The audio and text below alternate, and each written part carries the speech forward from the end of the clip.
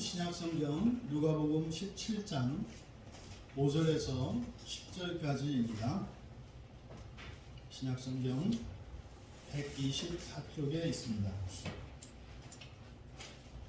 우리 같이 한 목소리로 함께 읽겠습니다.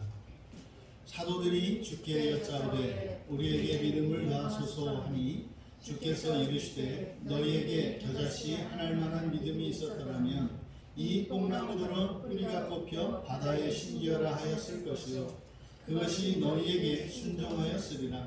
너희 중 누구에게 밭을 갈거나 양을 치거나 하는 종이 있어 밭에서 돌아오면 그더러 곧 와 앉아서 먹으라 말할 자가 있느냐? 도리어 그더러 내 먹을 것을 준비하고 띠를 띠고 내가 먹고 마시는 동안에 수송 들고 너는 그 후에 먹고 마시라 하지 않겠느냐? 명한 대로 하였다고 종에게 감사하겠느냐? 이와 같이 너희도 명령받은 것을 다 행한 후에 이르기를 우리는 무익한 종이라 우리가 하여야 할 일을 한 것뿐이라 할지니라. 아멘. 기도합니다.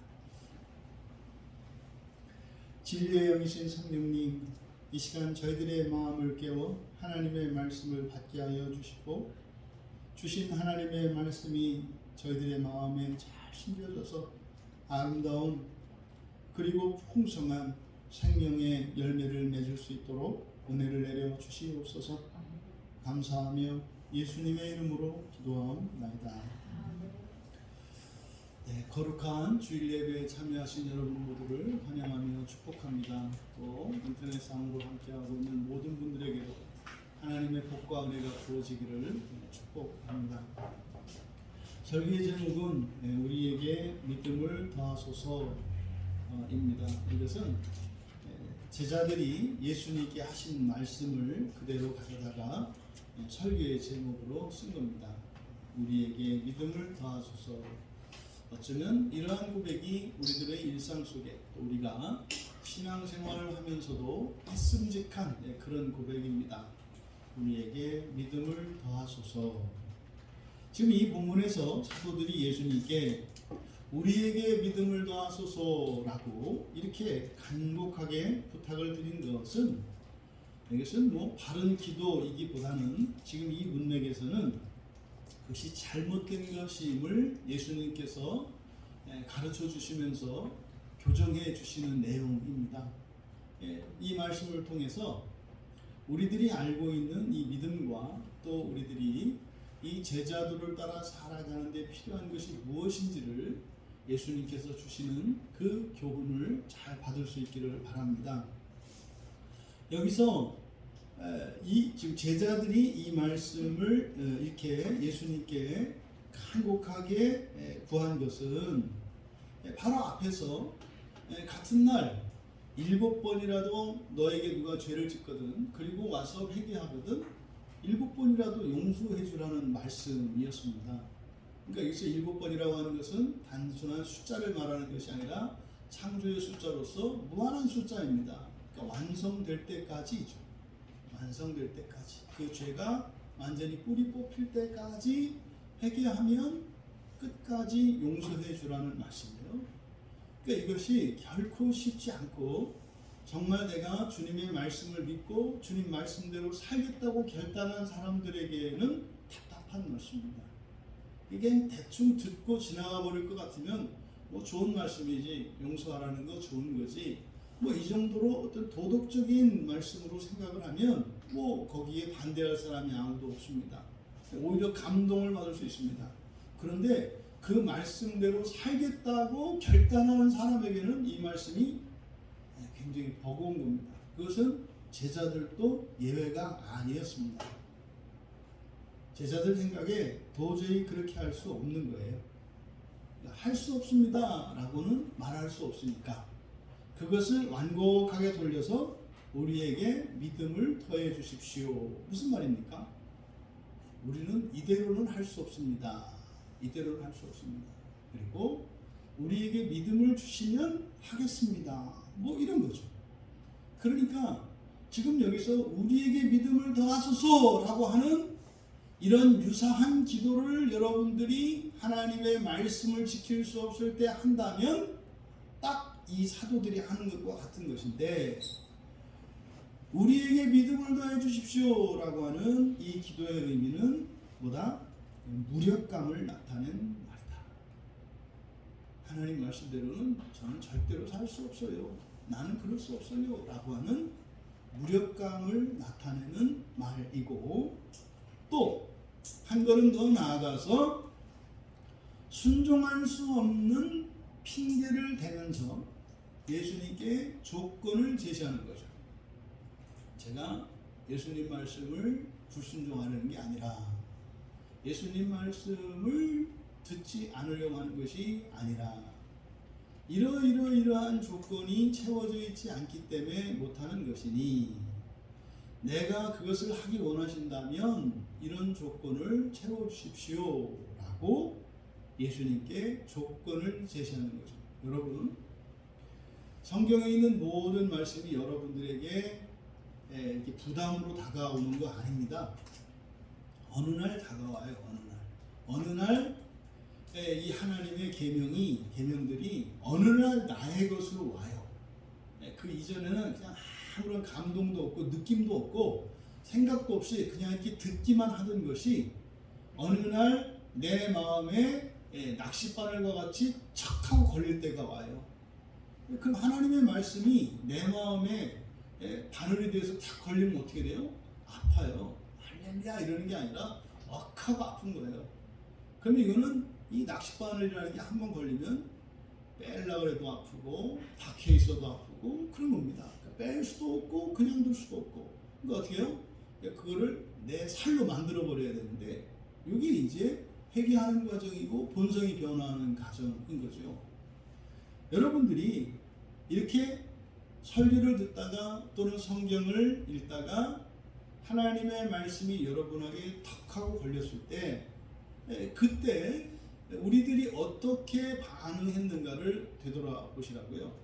지금 사도들은요, 내가 하고 싶지 않은 것도 아니고 뭐 하려고 하는 것이고 할 마음도 있고 하려고 하는데, 문제는 나에게 그렇게 할 수 없다 이런 거거든요. 근데요, 하나님의 말씀이 바늘이 되어서 낚싯바늘이 되어서 여러분 마음에 딱 꽂힌 것은요, 이미 여러분이 할 수 있도록 하시고 난 이후에 일어나는 일입니다.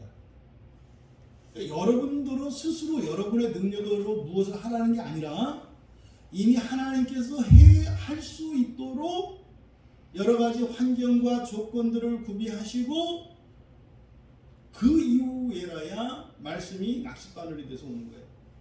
그 전까지는 그냥 살랑이는 뭐 봄바람, 가을바람이에요. 하나님의 말씀이 이렇게 듣기 좋다고요. 아, 좋다. 근데 나를 바꾸는 말씀은 낚싯바늘이 돼서 들어와요. 근데 그거는 어떤 의미다? 이미 준비가 되어 있다. 할 수 있는 능력이 나에게 주어져 있다. 하지만 우리들은 그럴 수 없다고 생각한다 이 말이에요. 이게 지금 제자들의 반응입니다. 지금 뭐 우리는 각자가 틀려요. 지금 제자들은 믿음을 더하소서 했겠습니다만, 뭐 여러분들마다 구하는 게 달라요. 일단 돈을 줘보시죠. 일단 이 문제를 해결해 보시지요.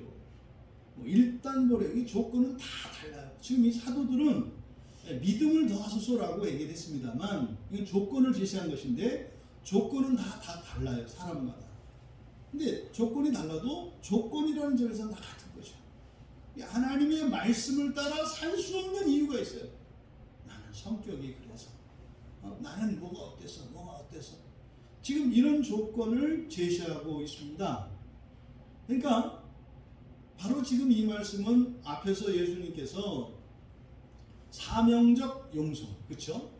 뭐 되는 용서가 아니고, 뭐 용서할 만하니까 하는 것도 아니고, 용서 받을 만한 사람이니까 용서해 주는 것도 아니고, 정말 하기 싫고 정말 할 수 없고 정말 인간적으로 할 수 없는 것 같은 그런 상황 속에서, 그리고 뭐 너무 심할 정도로 반복적으로 이렇게 용서하라는 이 말씀이 제자들에게는 할 수 없는 거예요. 그럼 여러분 그냥 이성적으로 생각해 보시라고요.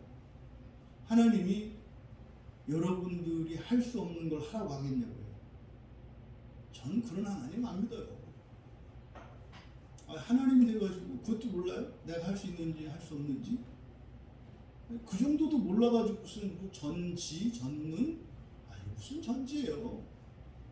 그러면요, 나는 도저히 할 수 없다고 확신이 드는데 하나님께서 하나님의 말씀으로 내 마음에 낚싯바늘이 되어서 척 걸치면 그때 어떻게 되는 거예요?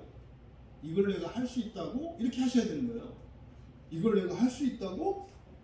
이러면 여러분들에게 도약이 일어나요. 그런데 지금 제자들과 같이 조건을 딱 제시하면 어떻게 되는 거예요? 이미 이제 시험에 걸려 든 겁니다. 그러면 여기서 정말 이 앞에서 예수님께서 제자들에게 주셨던 이 말씀, 무한히 용서하라, 무한히 용서하라.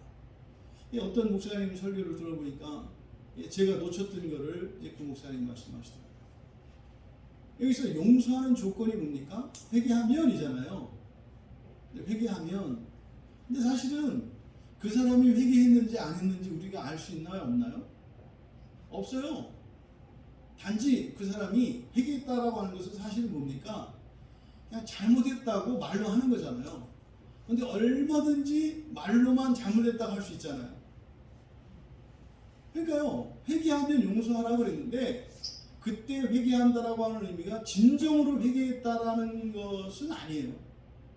진정으로 회개하지 않을 수도 있어요. 그냥 말로만 회개할 수도 있어요. 근데 사실은요, 7번 똑같은 죄를 짓는다는 것은 엄밀히 말하면 회개하지 않은 거거든요.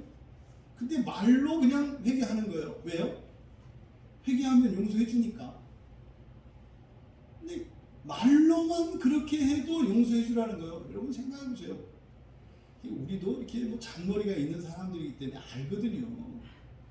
이 사람이 진짜 안 하려고 하는데 하게 되는 건지, 이게 말로만 안 한다고 하고 아주 이게 안 한다고 하면서 하기로 작정을 한 건지, 정말 안 하려고 하는데 할 수 없이 그냥 못 하게 되는 건지는 우리가 보면 알 수 있다고요. 근데 거기에 대해서 어떤 단서도 달지 않았어요. 그러니까요, 그냥 무조건 잘못했다고 잘못했으니까 용서해 주세요. 그러면 무조건 용서하라는 거거든요. 언제까지? 그가 더 이상 범죄하지 않을 때까지. 이게 여러분 솔직히 듣고 싶지 않은 말씀이에요. 그냥 죄 짓지 마라, 다른 사람을 도와주면서 선하게 살아라, 이런 것은 얼마든지 우리가 동의할 수 있잖아요. 그거 우리가 애쓰고 노력하면 되니까. 근데 문제는 집요하게 나를 괴롭히는 사람을 용서하는 일은 내가 용서하고 싶지만 저 사람이 절대로 용서할 수 없게끔 만들기 때문에 너무 어렵다고요. 이게. 그런데 그런 상황이라 할지라도 예수님께서, 하나님께서 우리에게 명하시는 것은 이미 준비가 된 것이다. 혹시 여러분들이 지난 주간에 그 말씀이 여러분들에게 이렇게 버겁게 느껴졌고 부담스럽게 느껴졌고 한숨이 나왔고 걱정이 됐고 그랬다면 여러분은 어떤 분인 거예요? 할 수 있는 능력이 있는 분이다. 왜? 그런 능력이 있으니까 그걸 고민을 하는 거예요. 능력 없는 사람은 아예 걱정 안 합니다. 편안합니다. 네, 전혀 부담이 안 돼요. 그리고 나서 오히려 이렇게 코치할 수 있는 거예요. 7번 죄를 짓고 7번 회개하면 용서를 했잖아. 왜 그걸 못해? 이런 거예요. 뭐요? 절대로 그렇게 할 생각이 없는 사람은 마음이 편안한 거예요. 이제 하려고 하는 사람이 문제예요. 하려고 하는 사람. 그런 이런 제자들에 대해서 예수님의 말씀은 이제 6절에서 주께서 이르시되, 지금 이 사도들이 잘못 생각하고 있는 거예요. 그것을 예수님이 이제 교정해 주시는 건데, 너희에게 겨자씨 하나일 만한 믿음이 있었더라면 이 뽕나무더러 뿌리가 뽑혀 바다에 심기어라 하였을 것이요 그것이 너희에게 순종하였을 것이다. 지금 이 6절의 말씀은 좀 번역을 다시 해야 합니다. 먼저 제일 중요한 게 겨자씨 하나일 만한 믿음이라고 번역한 거예요. 이거는 이제 마태복음의 말씀을 가져다가 썼기 때문에 이런 거거든요. 지금 여기서 이거를 직역하면 주께서 이르시되 만일 너희가 겨자씨 같은 믿음, 겨자씨 같은 믿음이에요. 겨자씨 같은 믿음을 갖고 있다면 이 뽕나무에게 뿌리가 뽑혀라, 그리고 바다에 심겨져라 고 말해 왔을 것이다. 그러면 그것이 순종할 것이다. 이렇게 됩니다. 그러면 여기서 겨자씨 하나일 만한 믿음이라고 이렇게 번역한 것은 마태복음의 본문을 가져다가 그대로 쓴 거예요. 그럼 여기서 겨자씨 하나일 만한 믿음, 그래서 크기를 나타내고 있는데 겨자씨가 작은 거잖아요. 그러니까 지금 이 번역은 제자들의 말에 맞추어서 예수님 말씀을 맞춘 거예요. 그러니까 예수님의 말씀으로 제자들의 생각을 바꿔야 되는데 지금 우리말 선교에서는 제자들의 생각에 예수님의 생각을 맞춰버렸다고요. 그럼 이게 완전히 번지수가 잘못되는 겁니다. 그러니까 지금 제자들이 구한 게 뭐예요? 믿음을 더하소서, 더한다라고 하는 것은 추가하는 거잖아요. 그러니까 있는 믿음에다가 더 주십시오 라고 하는 거잖아요. 그러니까 본인들의 믿음이 어떻다는 거예요? 작다, 적다라는 거예요. 그러니까 더 필요하다 이런 얘기잖아요. 이게 큰 믿음 주시옵소서, 큰 믿음 주시옵소서 이런 거 우리가 많이 하잖아요. 그 얘기죠, 그 얘기. 그런데 지금 이 본문은 뭐라고요? 제자들이 잘못 생각하고 있고 잘못 알고 있는 것을 고쳐주는 거예요. 그래서 겨자씨 하나일 만한 믿음이 아니라 원문에 그렇게 되어 있어요. 겨자씨 같은 이라고 되어 있다고요. 겨자씨 같은 믿음. 그러니까 지금 너희들이 나에게 믿음을 좀 더 달라고, 믿음이 좀 많으면 될 거라고 생각을 하는데 그게 아니라 뭐예요? 겨자씨 같은 믿음이 필요한 거지. 지금 너희들의 믿음이 더 많이 필요한 건 아니야. 이런 뜻이에요. 여러분, 믿음이 큰 믿음이 있고 작은 믿음이 있어요. 근데 지금 여기서는 큰 믿음과 작은 믿음의 문제가 아니라 이 제자들에게 문제는 크고 작은 게 아니라 먼저 그 믿음의 특성, 믿음의 질이, 그러니까 믿음의 내용이 잘못됐다는 것을 가르쳐 주시는 거예요.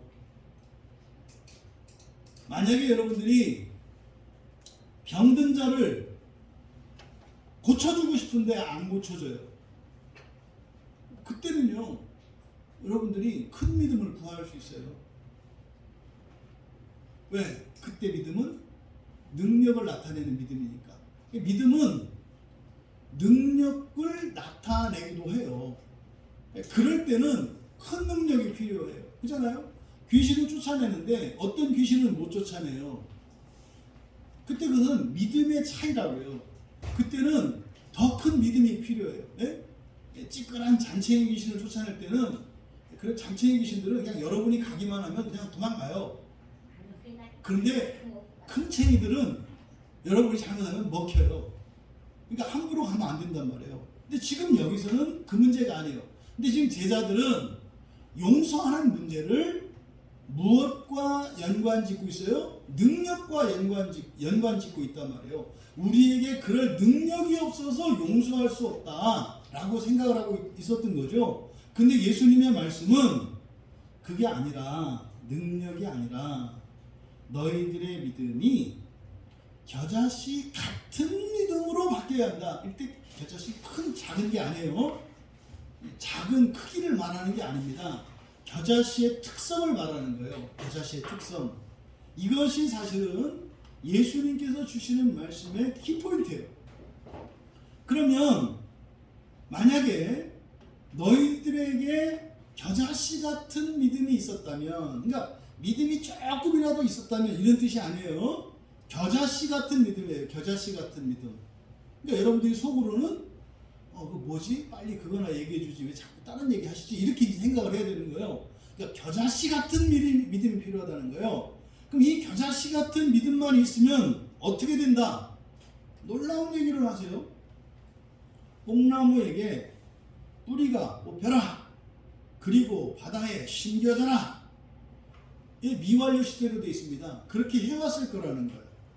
그러면 그것이 순종했을 거다. 여러분, 그러니까 겨자씨 같은 믿음을 가지고 있으면 너희들이 생각하는 큰 믿음, 그죠? 그 큰 믿음을 가지고도 할 수 없는 일을 할 수 있다고 말씀하는 거예요.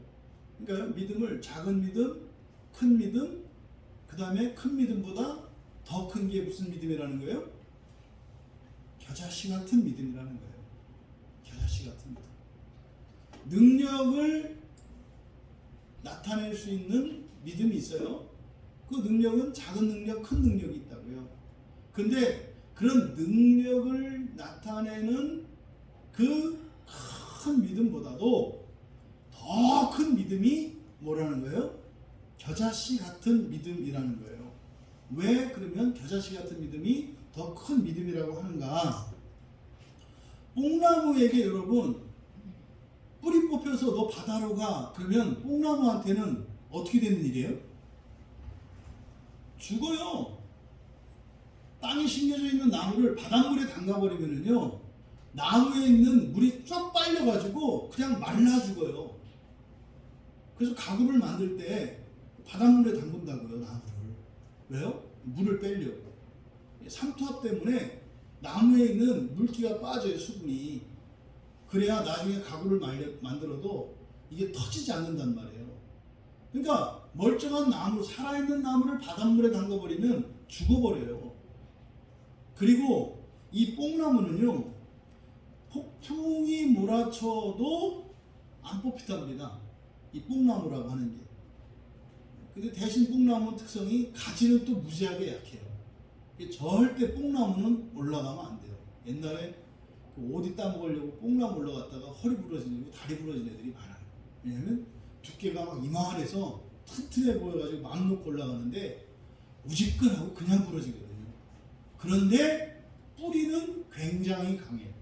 그러니까 태풍이 몰아쳐도 뽑히지 않는 게 뽕나무예요. 그래서 또 반대로 그 낙낙장성으로 그 소나무들이 막 우람하고 크지만 이게 또 뿌리가 약한 게 또 소나무예요. 뿌리는, 소나무 뿌리는 깊이 들어가는 게 아니라 옆으로 퍼져가지고 이렇게 땅 위에 있어요. 그래서 바람을 한번 확 훑쳐버리고 그러면은 토사가 흘러내리면 그 소나무는 그냥 쏟아져 내려버려요. 그냥. 그런 거예요, 원래. 그래서 다 강점이 있고 약점이 다 있어요. 근데 이 뽕나무는 뭐에 자신이 있다? 뽑히지 않는 거에 자신이 있다. 그러니까 가장 뽑히지 않는 나무예요. 그리고 이 뽕나무는 바다에 가면 안 된다고요. 그러니까 뽑을 수 없는 나무, 그리고 살아있는 나무이기 때문에 절대로 바닷물에 가지 않는 그런 나무조차도 순종할 거다. 이건 뭐냐니까 불가능한 거죠. 도저히 불가능한 일도 할 수 있다. 이렇게 말씀을 하는 거죠. 이제 마태복음과 마가복음에서는 이 뽕나무 대신 산을 사용하고 있어요. 이 산더러 옮기우라. 산이 옮겨질 수 있다. 또 마가는 산을 들어서 산더러 바다에 던지우라 하면 갈 거다. 그러니까 뭐 이렇게 했든 저렇게 했든 의미하는 바는 뭐예요? 불가능한 일이에요. 불가능한 일. 무엇이 그것을 가능하게 한다는 거예요? 그렇죠. 너무 명절이 되니까 설교도 잘 들으시네요. 네. 겨자씨 같은 믿음이면 불가능한 일도 할 수 있다는 거예요. 물론 여기서 초점은 이 불가능한 일이라는 게 뭐겠습니까? 이 뽕나무가 뽑히어서 바다에 옮겨지는 것을 의미하는 것은 제자들이 절대로 그렇게 용서하면서 할 수는 없다. 지금 제자들이 생각하는 용서는, 이 사명적 용서는 그런 거예요. 절대로 할 수 없는 것이라고 생각하는 거예요. 근데 그것을 할 수 있는 것은 너희들이 생각하는 큰 능력을 나타낼 수 있는 그런 큰 믿음이 아니라 너희들의 믿음의 질이, 믿음의 내용이 잘못됐다는 걸 가르쳐 주시는 거예요. 그래서 너희들에게 필요한 것은 큰 믿음, 많은 믿음이 필요한 게 아니라 겨자씨 같은 믿음이 필요하다. 이렇게 말씀을 하신 겁니다. 그러니까요, 어떤 사람이 맨날 잘못하고 맨날 잘못했대. 처음에는 용서를 해주는데, 아니 이 인간이 그러기를 50년이네. 그러니까 나중에는 뭐 회개 뭐 용서를 하든 말든 그냥 너는 이대로 살아라. 뭐 이렇게 가는 거죠. 또 이런 일이 실제로 일어난다고요. 이런 일이. 그런데 예수님은요, 할 수 있다는 거예요. 근데 할 수 없는 이유가 뭐다? 겨자씨 같은 믿음이 아니기 때문이다. 겨자씨 같은 믿음이 아니기 때문이다. 그러면 겨자씨 같은 믿음이 무엇인가? 겨자씨 같은 믿음이 뭔가? 여러분들이 이 본문을 볼 때 이거를 제자들은 믿음이 없다 이렇게 하시면 안 된다 이 말이에요. 그러니까 너희들은 겨자씨만한 가장 작은 거거든요. 그러니까 눈곱만큼도 믿음이 없다 이렇게 하시면 안 돼요. 이 제자들이 누구예요? 여러분 만만히 보시면 안 돼요. 귀신 쫓아내고요, 불치병 환자 고치고요, 이런 사람들이에요. 그리고요, 자기의 모든 거 다 버리고 예수님 따라온 사람들이에요. 이 사람들의 믿음이 겨자씨만한 믿음도 안 되면 우리 믿음은 마이너스 믿음이게요? 그렇게 가시면 안 돼요. 그렇게 가시면. 여기서 초점은 뭐다? 겨자씨 같은 믿음. 그럼 여러분들은 뭐지? 겨자씨 같은 믿음이 뭐지? 이렇게 가야 돼요. 근데 이거를 작은 믿음 이렇게 하면 안 된다 이 말이죠. 그 뭐 어떻게 지금 보세요. 예수님이 믿음을 더해 주겠어요? 안 더해 주겠어요? 더해 줄 것 같으면 더해 주실 거 아니에요. 안 더해 주실 거니까 지금 얘기하시는 거 아니에요. 그러니까 이 믿음이 더해질 게 아니라 뭐 바뀌어야 된다는 거예요. 바뀌어야 된다. 뭘로? 겨자씨 같은 믿음으로. 여러분 모두에게 겨자씨 같은 믿음이 허락되기를 축복합니다. 그러면 겨자씨 같은 믿음이 뭘까? 그냥 우리 마음대로 생각하면 안 되죠. 지금 누가복음의 맥락에서 예수님께서 겨자씨를 언급한 사건이 있어요. 그게 바로 누가복음 13장에서 하나님 나라에 대하여 설명하실 때 이 겨자씨를 말씀하셨어요. 누가복음 13장에 18절과 19절 한번 여러분 가보세요. 누가복음 13장 18절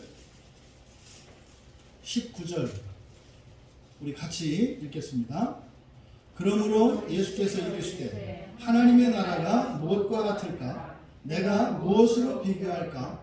마치 사람이 자기 채소밭에 갖다 심은 겨자씨 하나를 같으니 자라 나무가 되어 공중의 새들이 그 가지에 깃들였느니라. 아멘. 그러니까 지금 예수님께서 누가복음 13장에서 앞서서 말씀하신 이 겨자씨는 무엇에 대한 비유로 사용하신 거예요? 하나님 나라예요. 하나님 나라. 하나님 나라에 대한 비유로 겨자씨를 말씀한 거예요. 하나님 나라가 뭐와 같다? 겨자씨와 같다. 겨자씨와 같다. 이때 겨자씨와 같다라고 했을 때 겨자씨를 가지고 예수님이 말씀하셨던 게 뭐였어요? 자라서 뭐 조그만 걸 얘기한 게 아니에요. 자라서 나무가 되는 겨자씨, 그쵸? 자라서 나무가 되는 겨자씨. 근데 나무가 돼서 어떤 일이 일어나요? 공중의 새들이 가지에 깃들여. 여러분 겨자씨 하나는요 새도 먹기 싫어요. 그거 먹어봐야 배를 채우지도 못해. 위에서 내려갔다가 올라가느니 내려갔다 올라가면 겨자씨 한 10알만큼 에너지를 써야 돼요. 그러니까 요만한 거 하나 먹으려고 위에서 내려갔다가 올라갈 일이 없다 이 말이에요. 네? 그런데 그런 겨자씨 새조차도 눈여겨보지 않을 것 같은 하찮은 없는 것 같은 그런 겨자씨가 그 새가 깃들일 수 있는 나무가 된다는 거예요. 이 세상 사람들이 생각하기에 아무것도 아닌 것 같고 심지어 오지도 않을 것 같은 하나님 나라가 이 세상 모든 사람들은 물론이고 지금까지 살았던 모든 거룩한 성도들과 하나님의 천사들이 다 깃들일 수 있는 나라가 하나님 나라라는 거예요. 그러니까 여기서 겨자씨 같은 믿음이라고 하는 것은 무엇에 대한 믿음이에요? 하나님 나라에 대한 믿음이에요. 하나님 나라에 대한 믿음. 그러면 하나님 나라에 대한 믿음이라고 할 때 겨자씨를 통해서 예수님이 가르쳐 주신 것은 뭐예요? 모두가 깃들일 수 있는 나라. 모두가 깃들일 수 있는 나라. 우리 정직하게 생각해 보자고요. 하나님 나라가 여러분의 안식처가 되냐 이 말이에요. 하나님 나라가 여러분의 안식처가 되냐고요. 혹시 하나님 나라가 진짜로 작은 겨자씨 많은 거여서 여러분들이 지고 다야 되는 짐이고 여러분들이 심어가지고 물 주고 키워야 되는 하나님 나라라고 생각하고 있지는 않느냐 이 말이에요. 지금 제자들에게 하신 말씀이 너희들은 하나님 나라에 대한 믿음이 없어. 하나님 나라에 대한 믿음이 없어. 또 그 하나님 나라라고 하는 것은 모두가 깃들이는 나라라고 하는 믿음이 없어. 이게 지금 새벽에 우리가 창세기 강의를 앞에서부터 지금 하면서 느끼는 게 바로 이거예요. 하나님은요 다 품으시려고 해요. 그때 사람들은 자꾸 반란해요. 너는 볼에 밥풀 묻었다. 너는 뒷국지에 껌 붙었다. 너는 뭐 옷에 얼룩이 있다. 다 자꾸 베어내려고 해요. 근데 우리가 얼추 이제 구약은 이제 그 창세기 보면 선지서 빼고는 다 본 거거든요. 역사서는. 대략 구약에 있는 계시를 우리들이 웬만큼 안다고요. 이제 하나같이 성경에서 하나님이 말씀하시는 거는요 다 오라예요. 다 오라. 병든 자도 오고 귀신 들린 자도 오고 가난한 자도 오고 혼자 된 자도 오고 많은 자도 오고 다 오라. 내가 너희를 씻어주시고 내가 너희를 거룩하게 하고 내가 너희를 온전하게 하고 내가 너희를 고쳐서 어떻게 본성을 고쳐서 본성을 고쳐서 나의 아들로 삼겠다. 나의 딸로 삼겠다는 거. 재료는 안 중요해요. 나무든 은이든 금이든 쇠든 녹슬었든 새것이든 스테인이든 안 중요해요. 왜요? 하나님의 창조는 무에서의 창조거든요. 무슨 말입니까? 내가 누구냐, 그 사람이 누구냐에 따라서 달라지는 창조가 아니라 다 다른데 끝이 같은 창조다 이 말이에요. 말도 안 되는 사람도 하나님의 자녀로 만들고 조금 말이 되는 사람도 하나님의 자녀로 만드는데 우리가 판단하기에 말이 되고 안 되고 조금 낫고 못하고는 아무 의미 없다 이 말이에요. 아무 의미 없다 이 말이에요. 여러분 1,000억짜리 빌딩을 사는데 우리 중에 살 수 있는 사람 아무도 없거든요.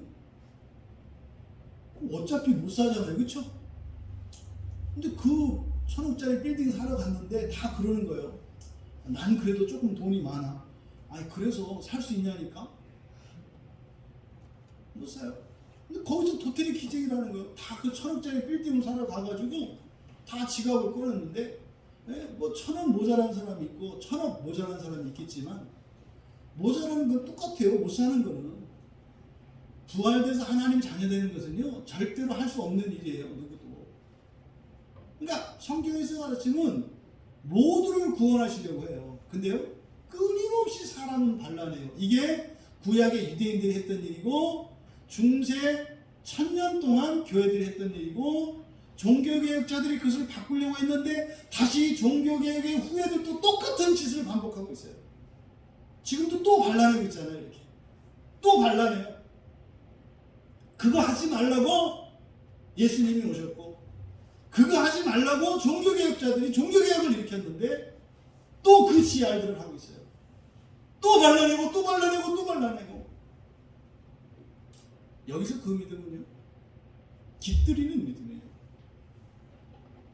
왜? 하나님 나라는 모두를 깃들이게 한다는 걸 믿지 않느냐 이 말이에요. 왜? 너희들이 누구를 용서 못하겠다고? 그럼 네가 용서 못하는 그 사람은 절대로 하나님 나라에 깃들일 수 없는 사람이라는 거지. 자격이 없다는 거지. 그 믿음이 잘못됐다 이 말이에요. 여러분들이 왜 누군가를 포용하지 못하고 누군가를 왜 용서하지 못하는지 아세요? 여러분이 못됐기 때문이 아니라 하나님 나라에 대한 믿음이 없고 하나님 나라에 대한 믿음이 잘못되었기 때문에 그래요. 하나님 나라는 거룩한 자들이 들어가는 게 아니라 하나님 나라는 하나님이 부활시킨 자들이 들어가는 나라예요. 하나님 나라는 사람으로 들어가는 것이 아니라 하나님으로 들어가는 거예요. 이 세상에 아무리 위대한 위인도 사람일 뿐이에요. 사람으로는 들어갈 수가 없어요. 하나님이 되어 들어가는 게 하나님의 나라예요. 그런데 하나님 되게 하시는 그 일은 예수님이 이 땅에 다시 오셔서 하실 거예요. 믿음을 가지고 나오는 자들은 주님께서 그렇게 하실 거예요. 그 믿음이 없다는 거예요. 겨자씨 같은 믿음은 바로 그런 겁니다. 여러분 아십니까? 이 교회 저 교회 이 가정 저 가정 이 사람 저 사람 전부 하나님 나라를 향하여 여러분 이렇게 들려 올려지고 있다고 상상을 해보세요. 네?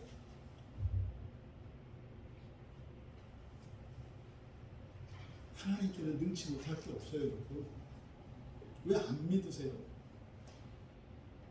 하나님이 모든 사람을 부활시키셔서 완전한 하나님 자녀가 되도록 그렇게 재창조하실 수 있다는 것을 왜 안 믿으세요? 지금 예수님이 제자들에게 주는 말씀이세요. 너희들은 하나님 나라를 믿지 않아. 그리고 너희들은 그 하나님 나라가 모두를 깃들게 하는 나라라는 것을 믿지 않는 거야. 그러니까 너희 마음속에 받아줄 수 있는 사람과 받아줄 수 없는 사람이 있는데 그건 하나님 나라가 아니야. 그건 하나님 나라가 아니야. 그리고 나서 그러니까 이 말씀에서 용서와 연결시켜서 이런 사명적인 용서를 하려면 겨자씨 같은 믿음이 있어야 한다는 거죠. 바꾸어 말해서 하나님 나라에 대한 믿음, 그리고 그 하나님 나라가 모두가 깃들일 수 있는 나라라고 하는 그 믿음을 갖고 있지 않으면 무한히 용서하는 일은 불가능하다는 거죠. 또 그렇게 하고 싶은 마음도 없고 그렇게 해야 할 이유도 없어요. 그 하나님 나라가 동기가 되지 않는다면, 그 하나님 나라가 목적이 되지 않는다면. 그리고 예수님이 이어서 종과 주인의 비유를 말씀하세요. 이 얘기가 참 연결시키기가 되게 어려웠는데 7절과 8절에 보면 그리고 나서 예수님이 비유를 말씀을 하세요. 너희 중 누구에게 밭을 갈거나 양을 치거나 하는 종이 있어서 밭에서 돌아오면 그대로 곧 와 앉아서 먹으라 말할 자가 있느냐? 도리어 그대로 내 먹을 것을 준비하고 띠를 띠고 내가 먹고 마시는 동안에 수종 들고 너는 그 후에 먹고 마시라 하지 않겠느냐? 여러분 이 말씀을 여러분들의 그 기준에서 가치관 가지고 이 말씀을 이해하시면 안 돼요. 이때 사회는 이 종은 노예예요. 노예. 이 둘로스라고 하는 것은요 주권이 주인에게 있는 거예요. 이 사람의 목숨은 물론이고 이 사람의 모든 것까지 그냥 주인에게 있는 거예요. 그러니까 성경에서 종이라고 하는 말이 나오면 그냥 여러분 물건이라고 생각을 하시면 돼요. 이걸 가지고 오늘날 잣대를 가지고 어떻게 사람을 그렇게 대할 수 있나? 종도 인격이 있다. 없어요. 종은 인격이 없는 거예요. 그러니까 이때의 종이라고 하는 개념은 오늘날 여러분들에게는 그냥 물건이라고 생각하시면 돼요. 물건. 네? 여러분이 오늘 교회 오실 때 차를 타고 오셨잖아요. 딱 차를 타고 왔는데 차가 딱 힘주고 있어요. 여러분 여기 데려다 줬다고. 그런 일이 가당해요? 그러고 이제 기대해요. 네, 오늘은 주유소 가가지고 녹슨죄를 찌들을 무엇 좀 하나 넣어주시겠지. 뭐 이런 이게 가당키는 한 얘기냐고요. 이 종은 여러분들이 그냥 사람으로 생각하시면 안 돼요. 인격으로 생각하시면 안 돼요. 그러니까 그래야 성경에 종이라고 하는 말씀이 나올 때 여러분들이 그냥 물건으로 인식을 하셔야 성경 말씀을 이해할 수 있는 거예요. 그러니까 지금 당연한 거죠. 이 종이 노예가 이렇게 일을 하고 나서 뭐 이렇게 오면은 수고했다 와서 밥 먹어라. 뭐 회사에서 이렇게 종업원 이렇게 직원들을 생각하시면 안 돼요. 그렇게 생각하시면 안 된다고요. 그러니까 지금 여기서 종 얘기를 꺼내는 것은 뭐겠습니까? 제자들의 신분이 예수님 제자들의 신분이 뭐라는 거예요? 종이라는 거예요. 여러분들 이걸 잘 기억하셔야 돼요. 구약의 백성들이 여호와 하나님의 종인 것과 예수님의 제자들이 종인 것은 달라요. 예수님의 제자들이 종인 것은 하나님의 종이 되었다가 친구가 되고요. 양자가 되고요. 자녀가 되고요. 그리고 나서 스스로 된 종이에요. 이 종은 예수님의 종은 달라요. 이 하나님 나라의 종은. 근데 왜 이래요? 이렇게 하는 이유는 뭡니까? 사람으로서의 모든 권리와 모든 것을 버리는 것을 의미해요. 이 종은. 그냥 예수님의 노예가 된다는 의미가 아니라 예수님을 닮기 위해서 사람으로서의 능력과 사람으로서의 영광과 모든 것을 다 버리는 것을 말해요. 그러니까 이건 뭡니까? 나를 부활시켜 주세요 라고 하는 표현이다. 이 종은 스스로 되는 종이에요. 그래도 종은 종이에요. 언제까지? 부활 전까지. 부활 전까지는 종이에요. 지금 예수님께서 예수님 제자들의 신분이 종이라는 걸 가르쳐 주세요. 그러면 구약의 종이든 예수님의 종이든 종은 종이에요. 살아가는 방식은. 근데 목표가 다르죠. 구약에서의 종은요, 마귀의 종이 되지 않고 하나님의 종이 되는 게 목표예요. 마귀의 종에서 하나님의 종이 되는 게 목표예요. 구약에서는. 신약에서 예수님의 종이 되는 것은 하나님이 되기 위해서 스스로 종이 되는 거예요. 그러니까 사람으로서의 모든 것을 버리기로 결단하고 나는 하나님 자녀 되기를 원합니다 라고 결단하고 나온 것이 제자들이잖아요. 이것이 종이에요. 하지만 종은 똑같은 거예요. 이렇게 종이든 저렇게 종이든 결과는 다르지만. 그럼 여러분, 종은요 일체 권리가 없어요. 일체 권리가 없어요. 일체 권리가. 오직 의무만 있습니다. 의무만. 그 얘기는 그런 거잖아요. 쭉 일하거나 탈진이 돼서 이렇게. 근데 주인은 빈둥빈둥 놀고 있었단 말이에요. 그거 딱 봤더니 뭐 수고했다. 뭐 우리 짜장면 하나 시켜 먹자 이러는 게 아니라 막 야단치는 거예요. 내가 배고파가지고 죽을 뻔했잖아. 빨리 밥해. 이렇게 한다는 거예요. 이랬을 때 여러분들이 이거를 와 어떻게 인간이 저럴 수 있나 이런 생각하시면 안 돼요. 종은요 정말로 죄송해 하는 거예요. 죄송합니다 주인님, 제가 조금 더 일찍 했더라면 주인님 이렇게 시장하지 않게 했을 텐데 제가 죽을 죄를 졌습니다. 빨리 밥을 해오겠습니다. 이런 거예요. 그렇잖아요. 와서 앉으라고 먹을 자가 있는지 없어요. 오히려 어떻게 해요? 먹을 걸 준비해라. 그리고 밥 해놓고 너도 먹어도 아니에요. 밥 해서 가져와. 그리고 내가 먹을 때까지 상 옆에서 내 심부름하고 있다가 지금 우리말 성경에는 이게 빠져 있는데요. 수국 8절의 끝에 그 후에 먹고 마시라 이렇게 돼 있잖아요. 그 후에 먹고 할 때 목적어가 우리말에는 빠져 있어요. 이것을 내요. 이것을. 그럼 뭐겠어요? 이것은요 주인이 먹고 남은 거예요. 죽으라 하고 일하고 왔는데 밥 해오라고 그러고 밥을 해서 나 먹을 때까지 기다리라고 그러고 심부름하라고 그러고 그리고 나서 내가 먹다 남은 게 있거든 그거 먹어 이렇게 해야 한다는 거예요. 이게 종의 삶이에요. 종의 삶. 그러니까 지금 예수님이 제자들에게 주시는 말씀이죠. 이렇게 해야 된다는 거죠. 이렇게 너희들은 이렇게 해야 되는 거야. 그리고 9절에서 명한 대로 했다고 종에게 감사하겠느냐? 이건 이제 의역한 거예요. 직역하면 이렇게 됩니다. 주인이 자신의 종이 한 모든 일 때문에 그 종에게 은혜를 입은 것이냐? 다시 한번. 주인이 자신의 종이 한 모든 일 때문에 그 종에게 은혜를 입은 것이냐? 이게 무슨 말입니까? 이거를 이제 우리말로 의역해서 감사하겠느냐 이렇게 한 거예요.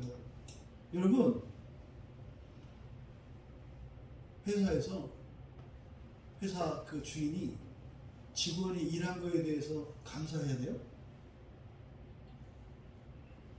여러분 그렇게 생각하시면 안 돼요.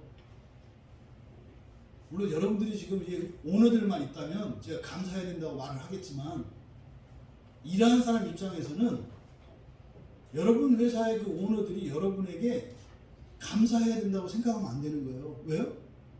예수의 종들은 그런 거예요. 이게 뭐예요? 예수의 종, 제자를 말하는 거예요. 여러분들이 이제 가정에서, 여러분 주부들은 여러분들이 집에서 집안 살림한다고 가족들이 감사해야 돼요? 만약에 그런 분 있으면 괴로운 인생을 살고 있을 거예요. 나오느니 한숨이요, 돌아보니 탄식이고, 흐르는 것은 눈물뿐이라, 뭐 이러고 살고 있을 거예요 아마. 또 마찬가지죠.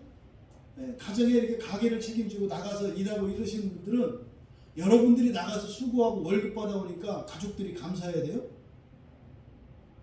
여러분들한테 그렇게 적용하셔야 되는 거예요.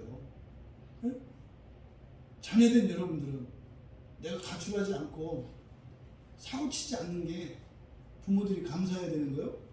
왜? 내 친구들을 보니까 내가 최고로 착하거든. 그러니까 엄마는 요즘 시대를 모르기 때문에 감사를 몰라, 감사를 몰라 이래야 되는 거예요? 네? 여러분들이 뭔가를 누구한테 도움을 줬어요. 네? 그랬다 그래서 그 사람이 여러분한테 감사해야 되는 거예요? 예수님 말씀입니다.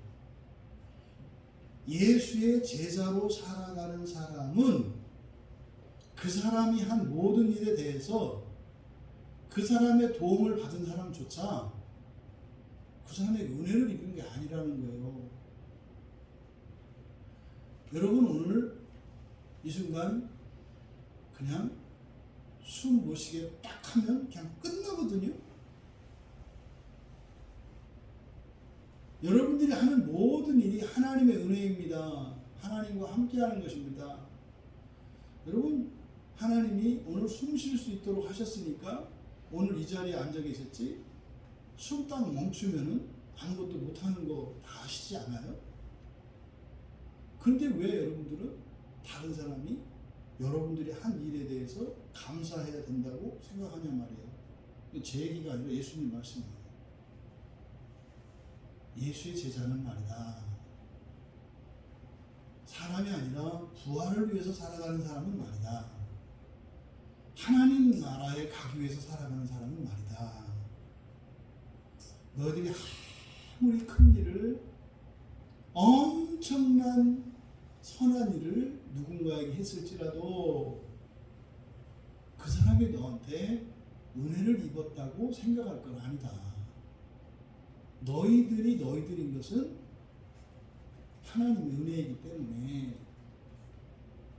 너희들이 종이 되어서 무슨 일을 할 때 나의 종이 되었기 때문에 나의 일을 한 것이지, 나와 상관없이 그 일을 네가 할 수 있는 것은 아니다, 이 말씀인 거죠. 그러니까 주인은 종에게 은혜를 입지 않아요.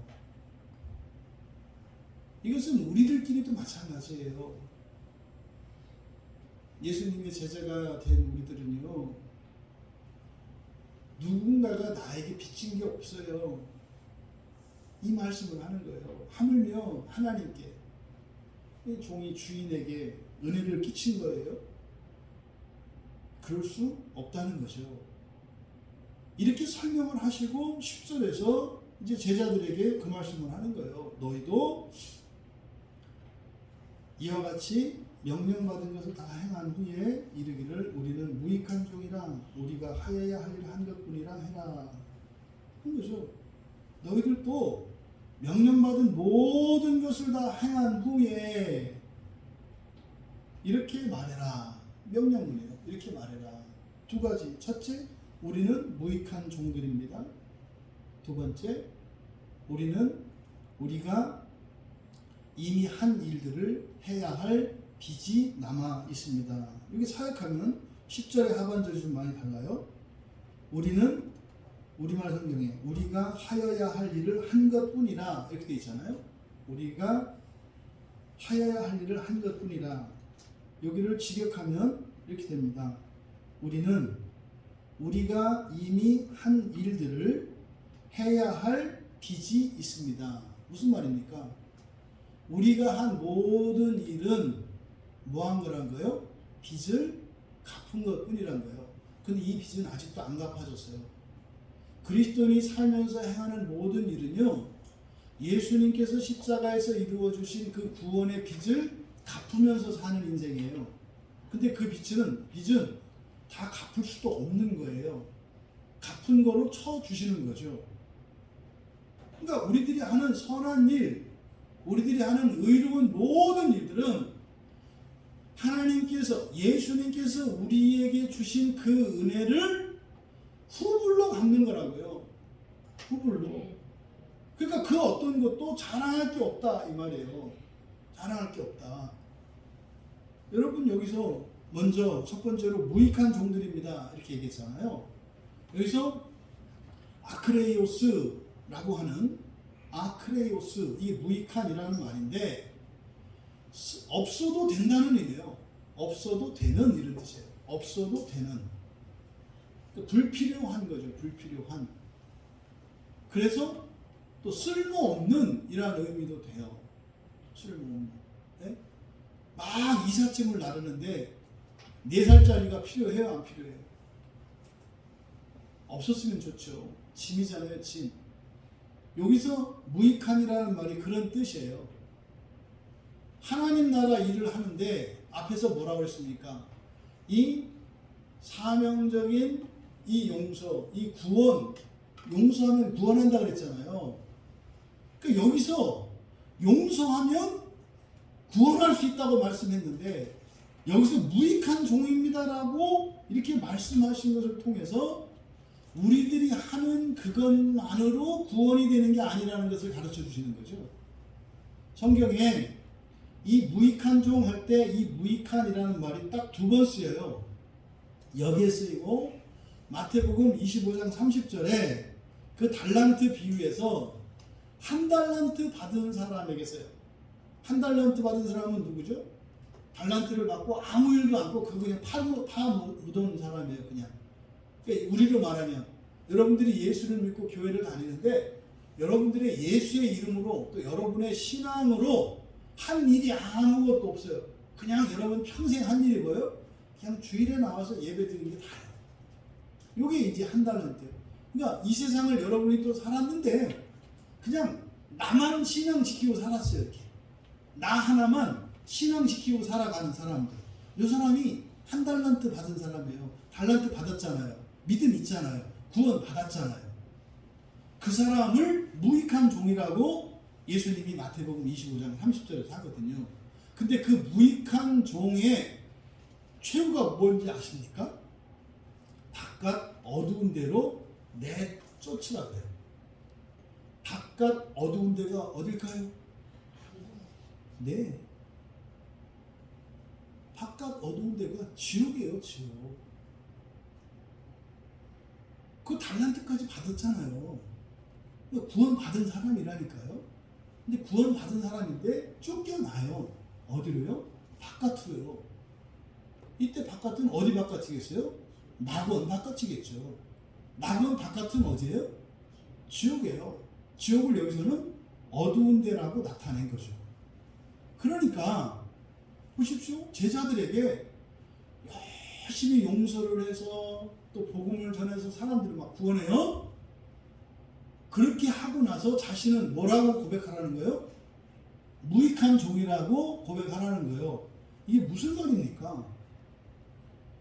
예수님의 제자들은 예수님을 대신하여 구원하는 영광스러운 일을 하는 사람들이죠. 이게 제자라 그랬잖아요. 그렇죠? 그런데 그렇게 하고도 뭐라고 해라? 자신은 아무 도움이 될 만한, 다시 말해 구원을 하는데 아무 도움이 될 만한 일을 하지 못하는 종이라는 것을 고백하라는 거예요. 또 심지어 제자들이 하는 그 용서만으로는 단 한 사람도 구원할 수 없다는 거예요. 그럼 이게 말씀하는 바는 뭡니까?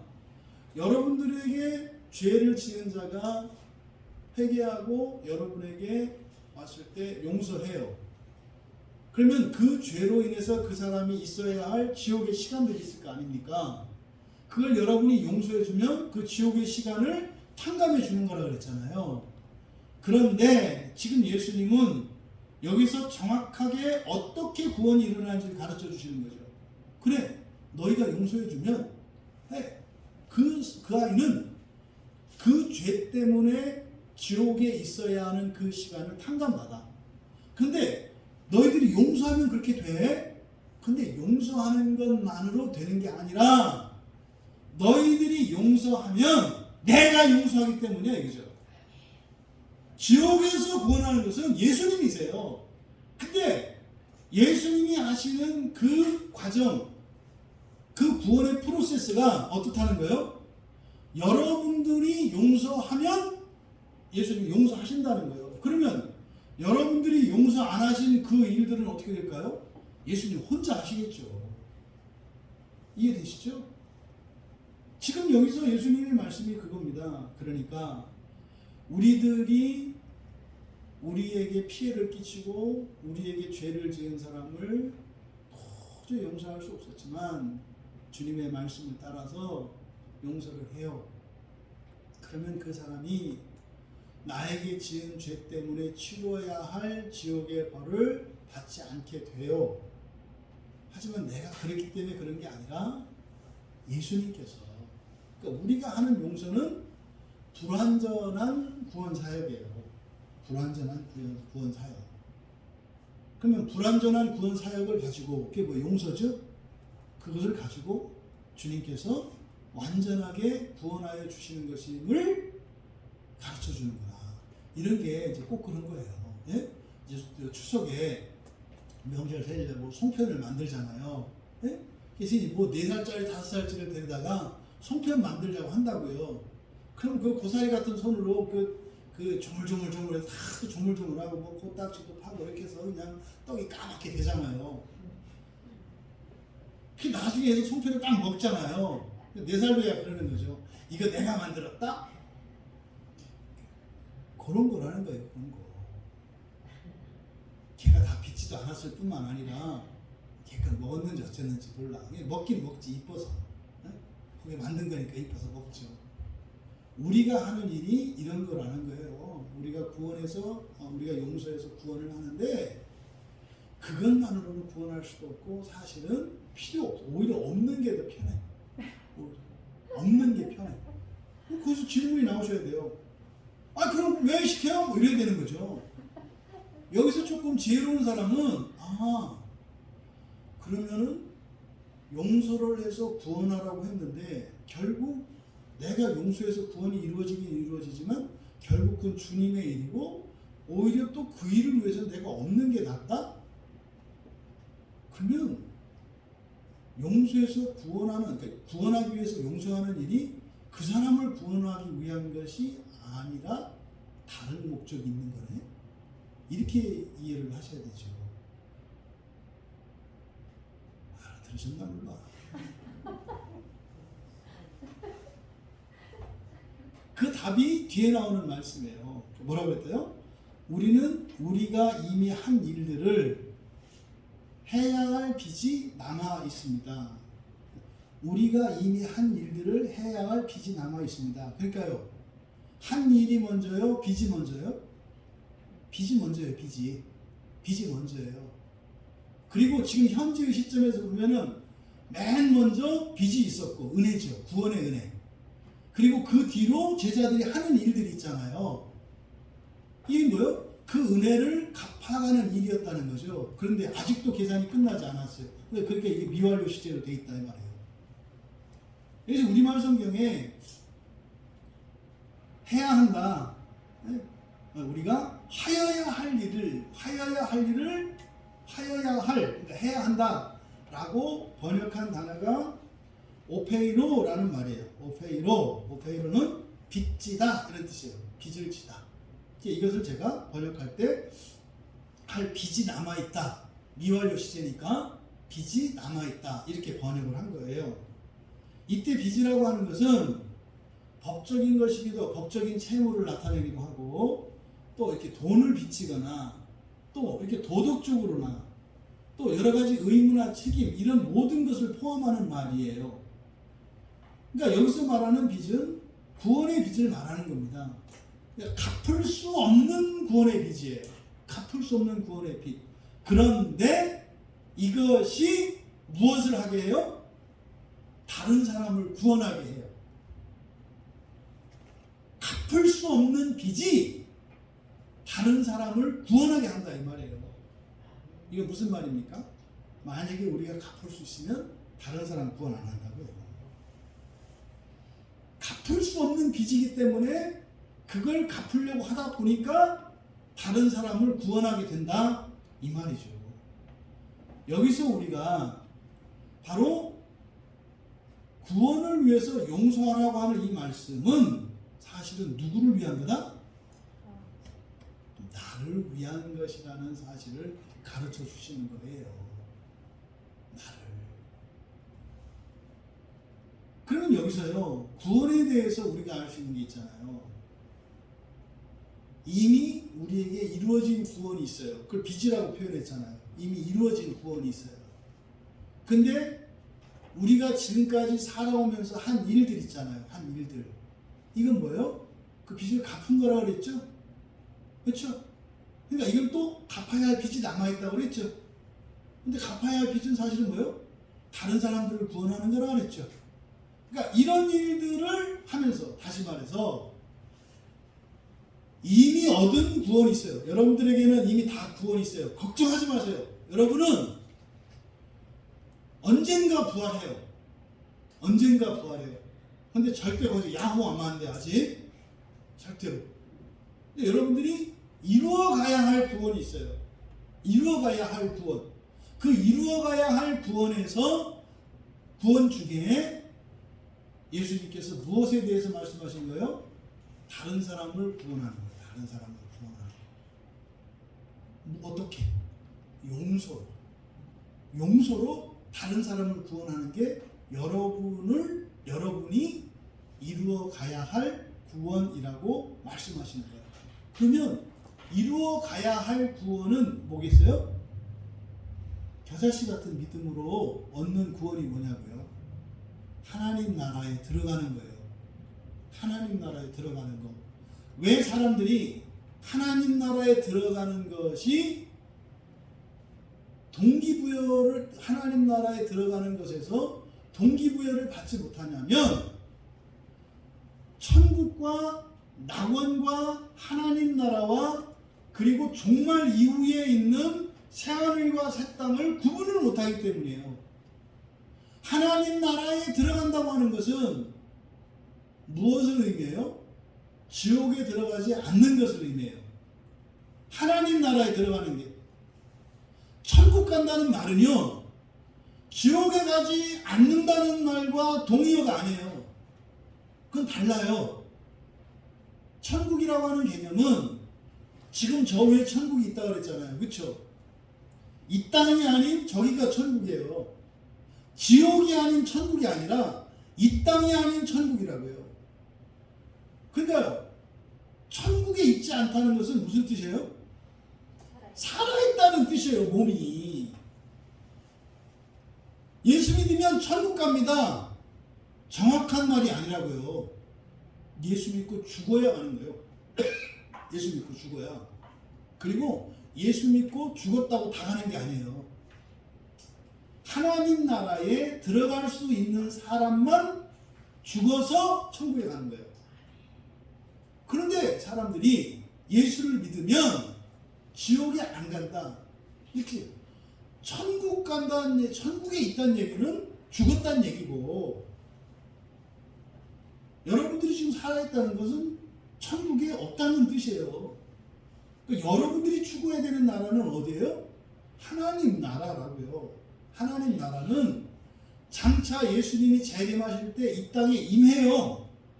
그 나라가 진짜로 와요, 여러분. 그 나라가. 그러면 그 나라에 들어갈 수 있는 성도들이 죽어서 있는 곳이 어디예요? 천국이에요. 여러분들이 죽어서 어디 갈지는 몰라요. 근데 여러분이 죽어서 가는 나라를 둘로 나뉜다고 그랬죠? 어디가 어디예요? 낙원과 지옥이라고 그랬죠. 그때 낙원이라고 해야 돼요. 여러분에게 말할 때는. 그러니까 여러분들은 사실은 일단 죽어서 어디를 가기 위해서 하셔야 돼요? 낙원을 가기 위해서 하셔야 돼요. 그럼 낙원에 간 사람들은 예수님이 오실 때 첫째 부활에 참여하는 사람들이에요. 그러니까 지금 어제 돌아가셔서 어떤 성도님이 낙원에 가셨어요. 그러면 그 성도님을 우리는 어디에 있다고 얘기해요? 천국에 있다고 얘기한다 이 말이에요. 우리는 그분은 죽어서 낙원에 갔는데 우리는 천국에 있다고 얘기한다 이 말이에요. 그래서 천국, 낙원, 하나님 나라, 새하늘과 새 땅 이거를 구분해야 돼요. 이걸 구분하셔야 돼요. 이게 구분이 안 되니까 예수 믿으면 언젠가는 부활을 해서 언젠가는 그 나라에 가요. 하늘나라, 그 새하늘 새 땅 거기에 가요. 언젠가는. 근데 그 중간에 남아있는 게 있다고요. 무엇이? 낙원과 지옥이 남아있다고요. 이거를 가려버렸어요. 그러니까요. 교인들이 몸살을 해요. 내가 왜 열심히 예수를 믿어야 되죠? 내가 왜 예수님 말씀대로 부모님을 공양하고 형제간의 우애를 지키면서 왜 그렇게 살아야 하죠? 나는 잘못한 것도 없고 죽으라 하고 집안일을 다 했는데 왜 형제들한테 미움받고 따돌림받고 구박받으면서 살아야 되죠? 막내라서 그런가요? 근데 내가 예수를 믿으니까 참고 그냥 살아요. 왜 그렇게 살아야 되죠? 답을 못 찾아요. 그래서 만들어진 게 신천지 이만희라니까요. 이만희는 예수님의 재림과 심판과 하나님 나라를 믿지를 않아요. 이거를 무천년주의라고 한다고요. 이 땅에 이미 하나님 나라가 임했대요. 이 땅에. 그러니까 신천지가 아우구스티누스부터 시작되었던 무천년의 결론이 이만이에요. 무천년의 결론이. 그러니까요. 무천년적 사고를 다시 말해서 예수님이 오셔서 무슨 하나님 나라고 이런 거 없다. 천년왕국 이런 거 없다. 천년지옥 이런 거 없다. 라고 믿고 신앙생활 하던 사람에게 항상 궁금증이 있어요. 풀리지 않는. 그랬던 사람들이 신천지에 가면 답을 얻어요. 무천년 교회에서 천년왕국과 지옥이 없다고 가르치는 곳에서 신앙생활을 했던 사람들이 신천지에 가면 답을 얻는다니까요. 그러니까요. 왜 하나님께서 천년 동안 역사 속에서 통치하신다고 하는 것을, 그리고 거기에 참여하지 못하면 지옥에 있다고 하는 사실을 왜 믿지 않냐고요. 대답도 못 해줘요. 그러니까요. 어정쩡한 사람들이 그냥 교회 다니고 있는 거예요. 이것도 아니고 저것도 아닌 사람들이, 어정쩡한, 고민도 없고 아무 생각도 없는 사람들이 일명 평화주의자들. 그건 평화가 아니에요. 네? 여러분, 여러분들에게는 하나님 나라에 들어가는 것이 목표가 되셔야 돼요.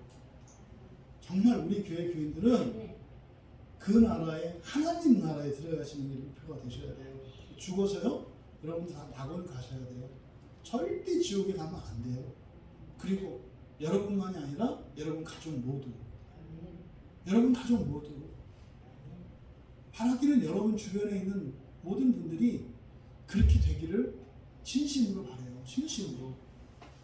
이 그리스도인들에게 이루어야 할 구원이 있다고 하는 사실이 의미하는 게 뭐예요? 아니 다 이루었는데 또 이루어야 되는 건 뭐냐고요. 또 이루어질 것은 뭐냐고요. 성경에 계속 그렇게 나와요. 과거에 이미 이루어진 구원, 이루어 가고 있는 구원, 이루어질 구원에 대해서 얘기해요. 부활도 마찬가지예요.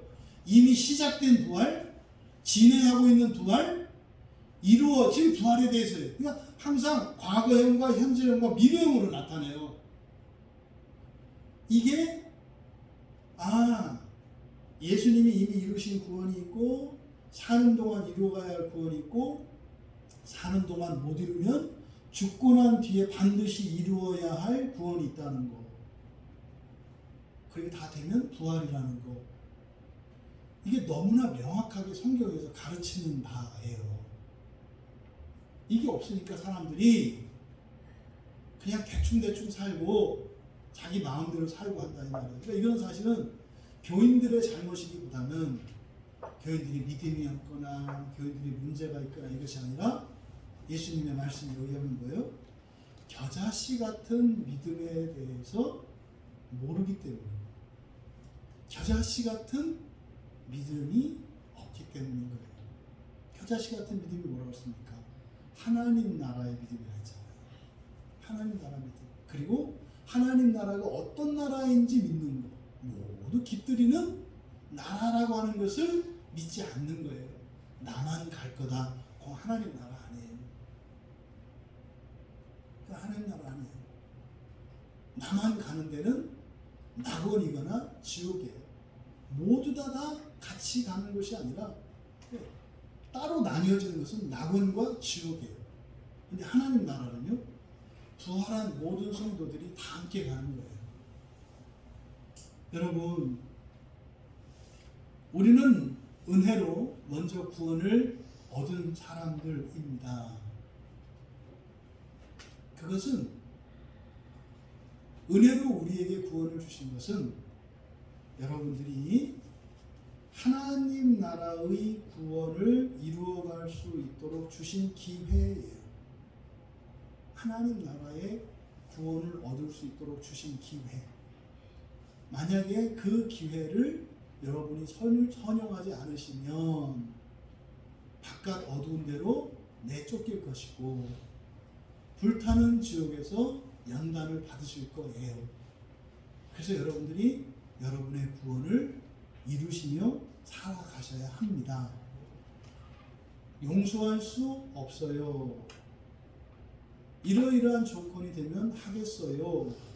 이런 낭만적인 생각을 하실 것이 아니라 여러분의 구원을 위해서 용서하라는 거예요. 그때 가슴에 멍이 들어요. 용서할 수 없는 사람을 용서할 때 견딜 수가 없다고요. 그때 여러분들이 주님 앞으로 나와서 기도하게 되고 주님을 의지하게 돼요.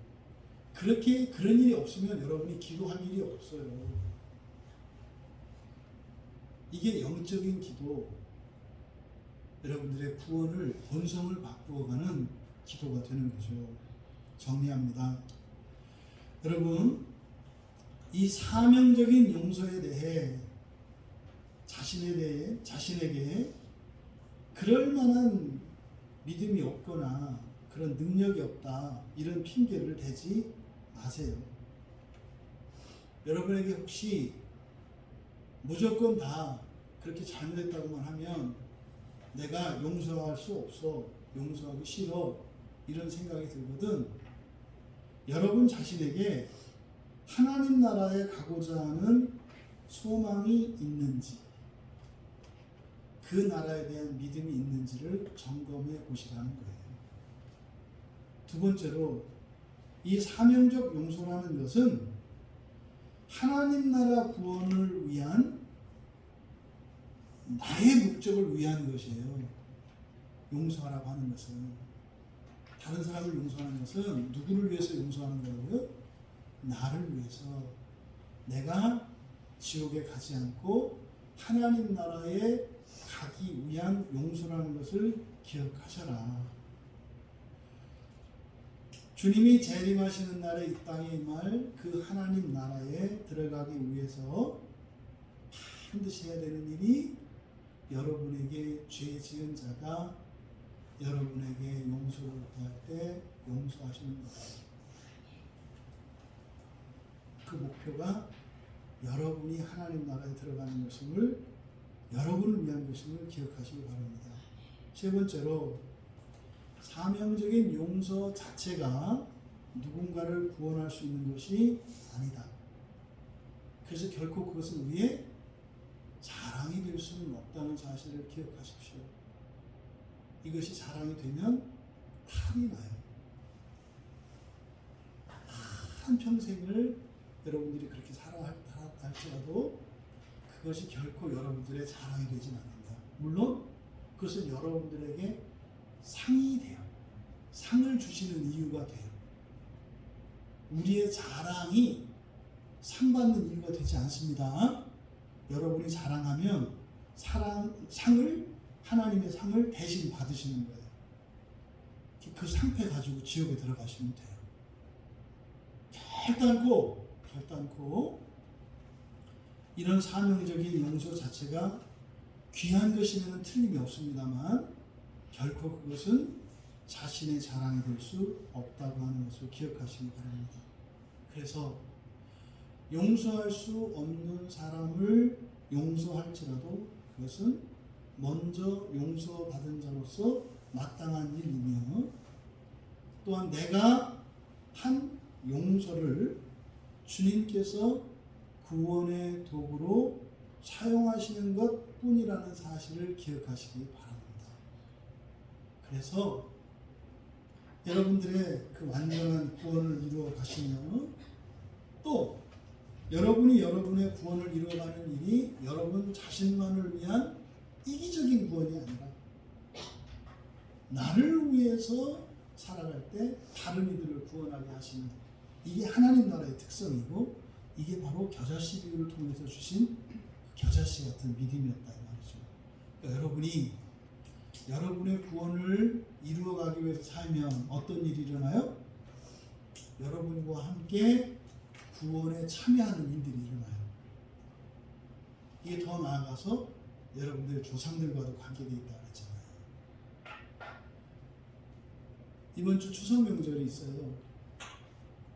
모든 가정의 내막을 들여다보면 거의 가정에 이 부모 형제나 일가 친지 간에 불화가 없는 집안이 거의 없습니다. 이게 우리나라의 현 실정이에요. 교회 안에서도 예외가 아닙니다. 여러분, 용서하기 좋은 때입니다. 추석 명절 용서하기 좋은 때입니다. 혹시 여러분들의 마음속에 용서하지 못한 사람이 있다면 일단 그 사람이 회개하면 무조건 용서해야 되겠습니다만, 회개하지 않은 사람이라 할지라도 먼저 하나님이 우리를 용납해 주셨던 것처럼 여러분들도 주님의 말씀을 뛰어넘어서 회개하지도 않았는데 먼저 용서해 주실 수 있는 여러분 되시기 바랍니다. 회개할 때 용서해도 그 사람을 구원하는데, 회개하기 전에 여러분이 용서한다면 얼마나 놀라운 일들이 일어나겠어요. 이 추석 명절을 통해서 믿음을 더하소서라고 주님께 간구했던 이 미련한 제자들이 아니라 겨자씨 같은 믿음으로 그렇게 먼저 용서하시고 정말 여러분들의 집안과 가정 안에 이웃과 친구들에게 그 구원의 은혜가 풍성하여, 그 구원의 은혜가 그 어느 때보다도 넘치는 추석 명절이 되시기를 주님의 이름으로 축원합니다. 우리 말씀을 생각하며 잠시 기도합니다. 하나님, 겨자씨 같은 믿음을 주옵소서. 나를 구원하고 이웃을 구원하는 그런 겨자씨 같은 믿음으로 살게 하옵소서. 그래서 내가 하나님 나라에 들어갈 뿐만 아니라 나와 함께 사랑하는 내 가족과 부모, 형제, 일가, 친지가 내가 가슴을 베는 것 같은 쓰라림과 아픔으로 먼저 용서할 때 그들의 회개가 있게 하여 주시고, 그래서 하나님의 구원이 임하는 이 한 주간이 될 수 있도록 우리가 은혜를 구하며 기도합니다.